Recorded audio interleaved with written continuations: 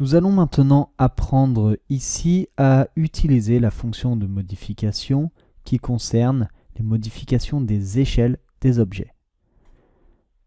Nous allons créer un objet simple qui est un rectangle. Le premier coin, on va le mettre à 0 et 0 et on va spécifier une distance de 300 par 200. On valide. Donc, lorsque je vais contrôler ma cote, ici, je vois bien que je suis à 300. Et la cote ici, je vois bien que je suis à 200. Je vais maintenant modifier l'échelle de ce rectangle. Donc, cette fonctionnalité se trouve dans le ruban Début et dans la palette d'outils Modification, ici.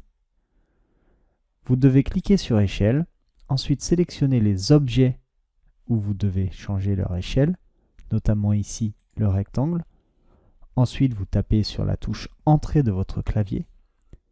Vous devez spécifier le point de base, qui est celui-ci, et ensuite vous devez rentrer directement le facteur d'échelle. Nous allons réaliser une échelle à 2. Nous allons valider par Entrée, et nous voyons que nous avons donc notre rectangle qui est intégré à une échelle de 2 par rapport à celui de base. On va vérifier, on va prendre l'outil cote et on va vérifier qu'ici nous avons une longueur de 600 mm et ici nous avons une longueur de 400 mm. Je peux ensuite spécifier une échelle inférieure, c'est-à-dire on va recliquer sur Échelle, sélectionner notre objet, on valide par OK, enfin la touche Entrée de notre clavier, on spécifie le point d'insertion, et là nous allons nous mettre à une échelle 0,5. On va valider avec la touche Entrée de notre clavier. En vérifiant les cotations, on peut voir que nous sommes à une cote de 300 mm au lieu de 600, et là nous sommes à une cote de 200 mm au lieu de 400. Nous avons donc réalisé un rectangle à une échelle 0,5. Ça fonctionne bien évidemment avec les autres formes. Ici, on va créer un cercle avec un rayon à 120.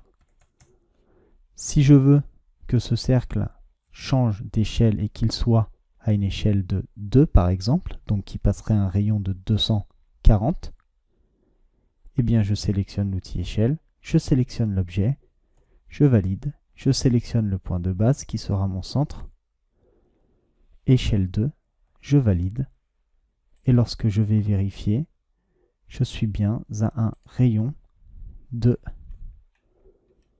480, donc à un diamètre de 480, donc un rayon de 240. Je peux revenir en arrière, par exemple, à faire une échelle de ce cercle à 0,2. Et il sera, excusez-moi, échelle, je sélectionne l'objet, je valide, je sélectionne le point de centre, 0,2, et nous avons donc un rayon qui lui est à 96, un diamètre 96, donc à un rayon de 48.